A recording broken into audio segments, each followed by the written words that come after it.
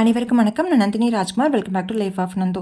இன்றைக்கி நம்ம கஸ்தூரி மஞ்சள் சோப் வந்து எப்படி செய்யுதுன்னு சொல்லி பார்க்கலாம். இதோட டீட்டெயில்டு மெஷர்மெண்ட்டும் வந்து நான் உங்களுக்கு கீழே டிஸ்கிரிப்ஷனில் கொடுக்குறேன். அதே மாதிரி வீடியோலையும் நான் வந்து மென்ஷன் பண்ணுறேன்.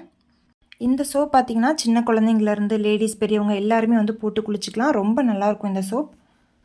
இப்போ நம்ம இந்த சோப் வந்து எப்படி செய்யுதுன்னு சொல்லி பார்க்கலாம். சோப் வந்து வீட்டில் செய்கிறீங்க அப்படின்னா கண்டிப்பாக ஹேண்ட் க்ளவுஸ், மாஸ்க், அப்புறம் பார்த்திங்கன்னா ஐ காகிள்ஸ் இதெல்லாம் இல்லாமல் வந்து கண்டிப்பாக நீங்கள் வீட்டில் ட்ரை பண்ணவே பண்ணாதீங்க. ஏன்னா அந்த காஸ்டிக் சோடாலேருந்து பார்த்திங்கன்னா உங்களுக்கு ஒரு மாதிரி நெடி வரும், அது அப்படியே மூக்கில் ஏறும். உங்கள் உடம்புக்கு வந்து அது நல்லது கிடையாது. இப்போ வந்து பார்த்திங்கன்னா காஸ்டிக் சோடா வந்து 245 கிராம் வந்து நம்ம கரெக்டாக அளந்து எடுத்துக்கலாம். அக்யூரேட்டாக வந்து நமக்கு மெஷர்மெண்ட் தேவை. அதனால் பார்த்திங்கன்னா இந்த மாதிரி வெயிட் ஸ்கேல் வச்சுக்கிட்டிங்க அப்படின்னா ரொம்ப ஈஸியாக இருக்கும் உங்களுக்கு. 245 கிராம் வந்து காஸ்டிக் சோடா வந்து அளந்து எடுத்துக்கிட்டேன். அடுத்ததாக பார்த்திங்கன்னா தண்ணி வந்து பார்த்திங்கன்னா ஆர்ஓ வாட்டர் இல்லைன்னா டிஎம் வாட்டர் மட்டும் யூஸ் பண்ணுங்கள். வேறு எந்த தண்ணி யூஸ் பண்ணக்கூடாது. கண்டிப்பாக வந்து போர் வாட்டர்லாம் யூஸ் பண்ணவே கூடாது. அது வந்து காஸ்டிக் சோடாவோட உங்களுக்கு ரியாக்ட் ஆகும்.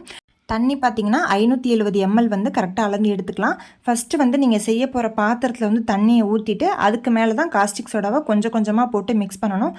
கண்டிப்பாக வந்து காஸ்டிக் சோடாவில் தண்ணியை ஊற்றக்கூடாது. அதே மாதிரி சில்வர் பாத்திரம் இல்லைனா வந்து நல்ல திக்கான ஒரு கண்ணாடி பாத்திரம் இல்லைனா பிளாஸ்டிக், திக்கான பிளாஸ்டிக் இந்த மாதிரி எடுத்துக்கலாம். நீங்கள் அலுமினியம் அந்த மாதிரிலாம் செஞ்சீங்க அப்படின்னா கண்டிப்பாக வந்து ரியாக்ட் ஆகும். இது வந்து ஒரு 5 நிமிஷத்துக்கு வந்து நல்லா மிக்ஸ் பண்ணிக்கோங்க. மிக்ஸ் பண்ணும்போது பார்த்தீங்கன்னா இப்போ வந்து ஒரு மாதிரி நல்ல வெள்ளை கலராக இருக்கா, கொஞ்சம் நேரம் கழித்து மிக்ஸ் பண்ணிங்க அப்படின்னா அந்த காஸ்டிக் சோடா வந்து தண்ணியோடு நல்லா கலந்துட்டு நம்ம நார்மலான தண்ணி எப்படி இருக்குமோ அதே மாதிரி ஆகிடும். அந்த மாதிரி ஸ்டேஜ் வர வரைக்கும் நல்லா வந்து மிக்ஸ் பண்ணிக்கோங்க. மிக்ஸ் பண்ணிவிட்டு நம்ம வந்து இந்த காஸ்டிக் சோடா பார்த்திங்கன்னா ரொம்ப சூடாக இருக்கும். பாத்திரத்தில் வந்து நீங்கள் கையை வைக்க முடியாது, அந்தளவுக்கு வந்து சூடாக இருக்கும். இப்போ பாருங்கள் நல்லா வந்து கரைஞ்சிருச்சு. இதை வந்து ஒரு 2 மணி நேரத்துக்கு வந்து நம்ம டிஸ்டர்ப் பண்ணாமல் அப்படியே விட்டுட்டோம் அப்படின்னா நல்லா வந்து இந்த லை வந்து நல்லா ஆறிடும். அதுக்கப்புறமா தான் வந்து நம்ம வந்து சோப் வந்து செய்ய ஆரம்பிக்கணும். அடுத்ததாக வந்து பார்த்திங்கன்னா லையை வந்து கொஞ்சம் பெரிய பாத்திரத்தில் ஊற்றிக்கிறேன். இந்த மாதிரி கொஞ்சம் பெரிய பாத்திரமாக எடுத்துக்கிட்டிங்க அப்படின்னா நம்ம வந்து மிக்ஸ் பண்ணும்போது நம்ம மேலே கையில் எதுவும் தெரிக்கிறதுக்கு வாய்ப்பு இல்லாமல் இருக்கும். இப்போ இதில் வந்து 1200 mlக்கு வந்து சுத்தமான தேங்காய் எண்ணெய் எடுத்துக்கிறேன். நீங்கள் ஊற்றுற தேங்காய் எண்ணெயோட அந்த தரத்தை பொறுத்து தான் சோப் வந்து நல்லா வரும். அதனால் பார்த்திங்கன்னா நல்ல செக்கில் ஆட்டினா சுத்தமான தேங்காய் எண்ணெயாக எடுத்துக்கோங்க. ஆயிலையும் பார்த்திங்கன்னா கொஞ்சம் கொஞ்சமாக ஊற்றி மிக்ஸ் பண்ணிக்கிறேன். இது கூடவே பார்த்திங்கன்னா நான் வந்துட்டு விளக்கெண்ணெய் எடுத்துக்கிறேன். விளக்கெண்ணெய் வந்து பார்த்திங்கன்னா 150 ml வந்து எடுத்துக்கிறேன்.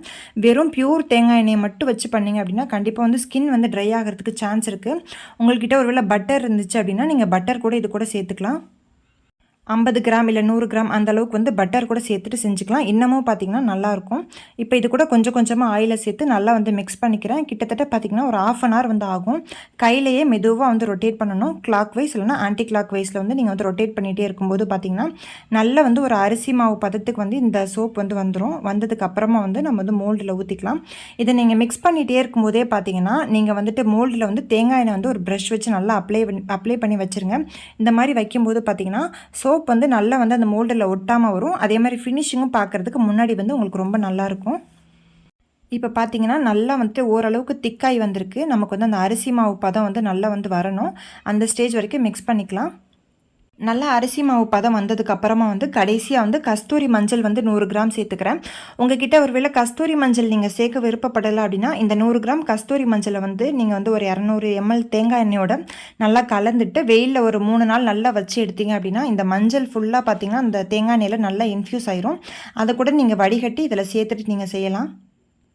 2 மெத்தடுமே பார்த்தீங்கன்னா நல்லா எஃபெக்டிவாக இருக்கும். இப்போ வந்து நல்லா வந்து மிக்ஸ் பண்ணிக்கலாம் அந்த கஸ்தூரி மஞ்சளையும் அது கூடவே.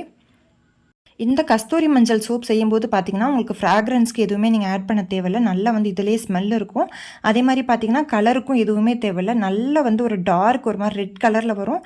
அதுக்கப்புறமா நமக்கு சோப் காயும் போது பார்த்திங்கன்னா அந்த நம்ம மஞ்சளோட கஸ்தூரி மஞ்சளோட கலர் வந்து வந்துடும்.